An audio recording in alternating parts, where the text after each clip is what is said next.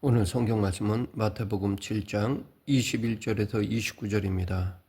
오늘 본문은 5장부터 7장에 나오는 산상수훈 가운데 천국 백성으로서 성도들이 지녀야 할 실천적 규범을 강조하고 있는 7장의 종결 부분이자 산상수훈 전체의 결론에 해당하는 부분입니다.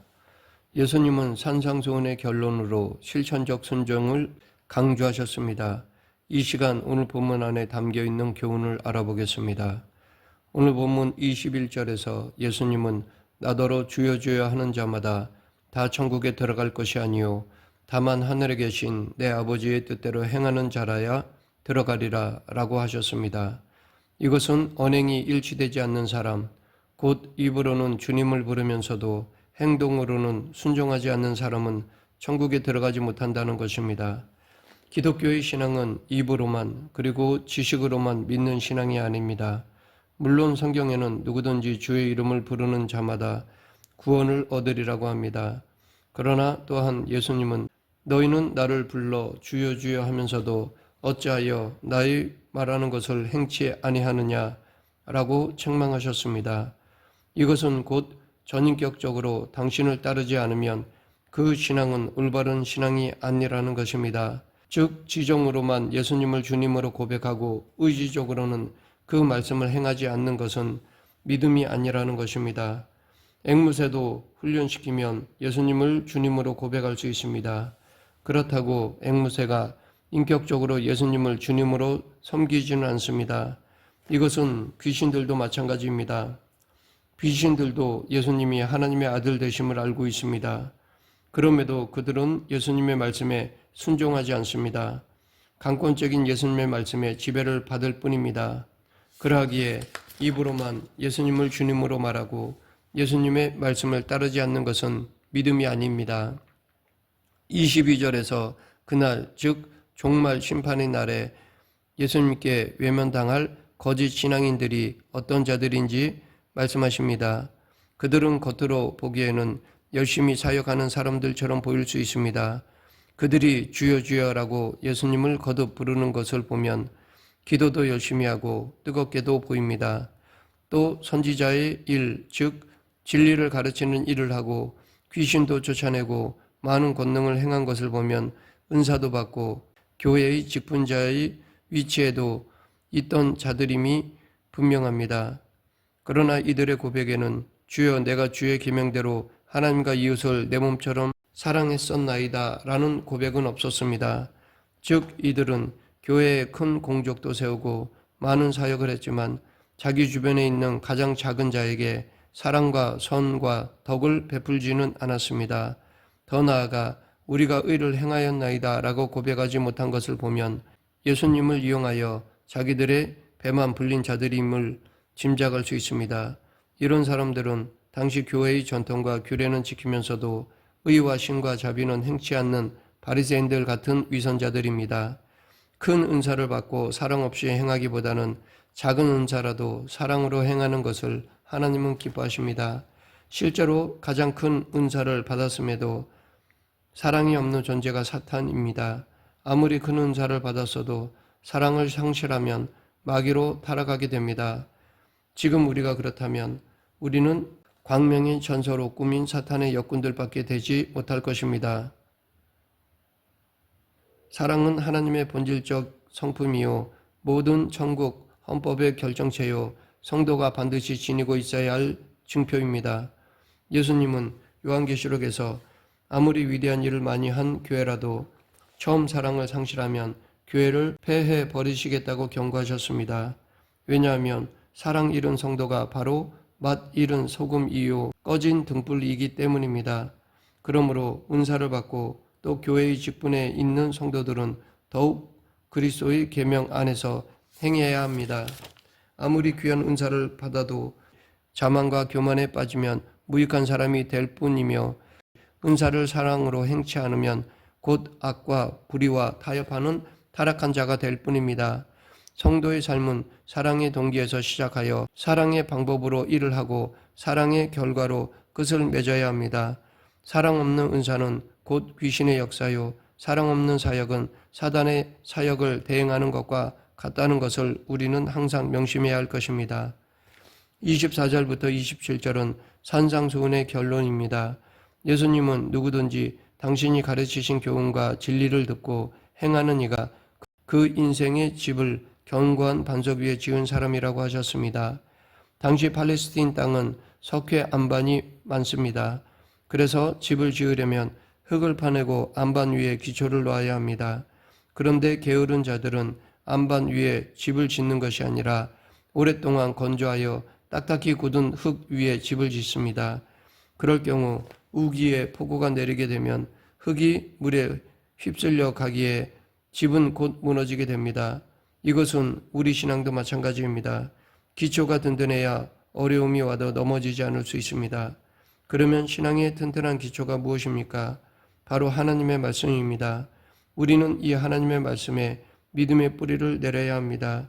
하나님의 말씀에 순종하고 실천하는 것이 신앙의 기초입니다.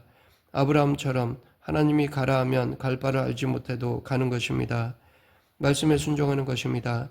사무엘 선지자는 이 순종이 제사보다 중요하다고 하였습니다.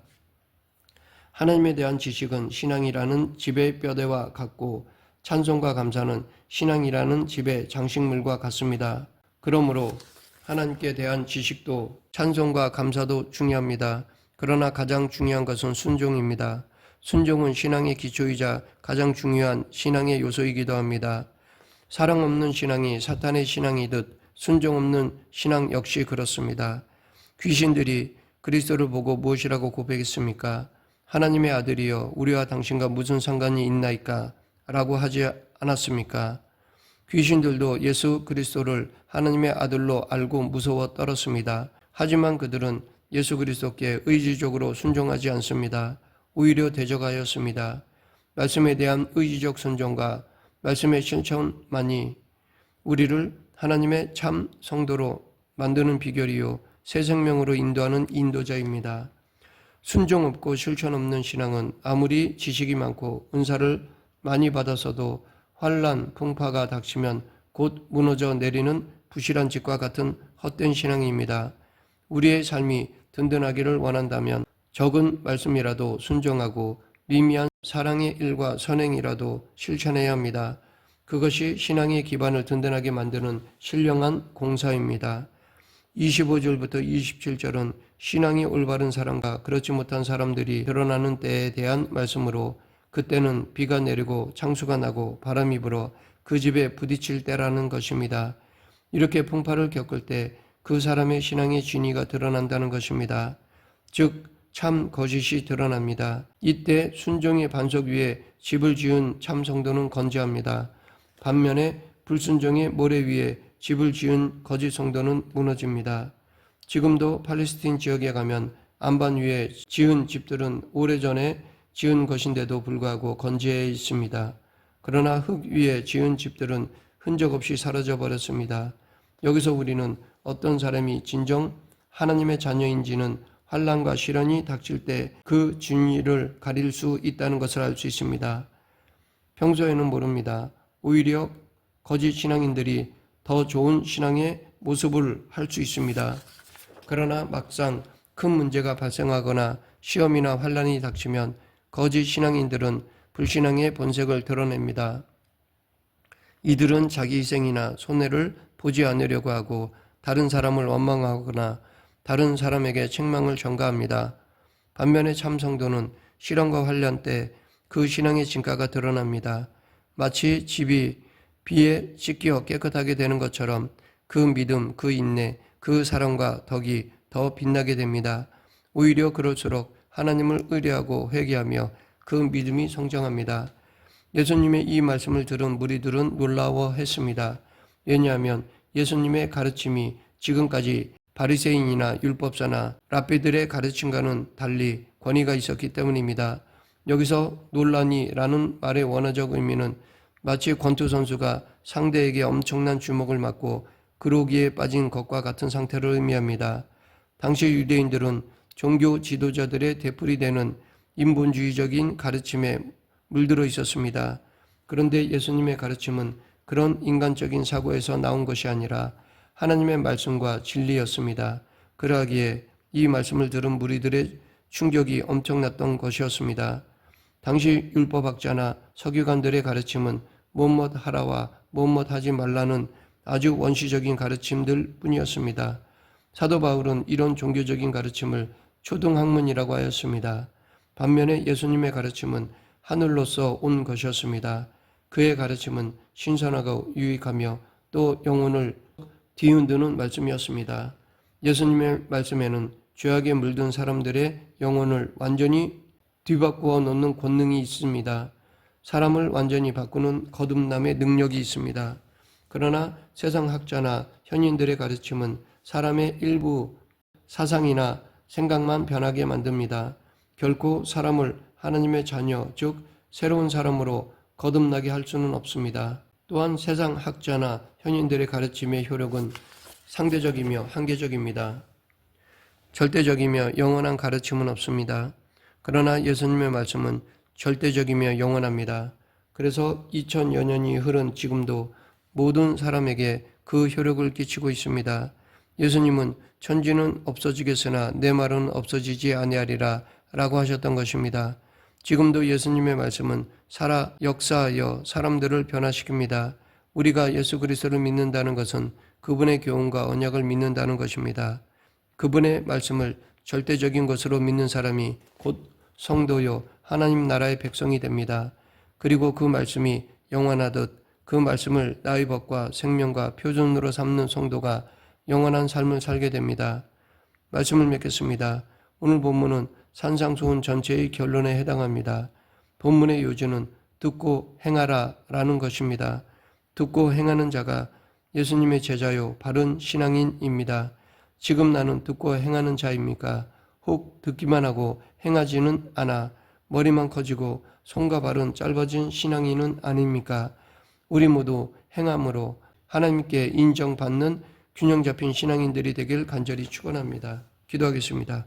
사랑과 은혜가 풍성하신 하나님 아버지, 하나님의 말씀을 삶에 적용하고 삶으로 살아내는 성도가 되게 하여 주시옵소서. 예수님 이름으로 기도드립니다. 아멘.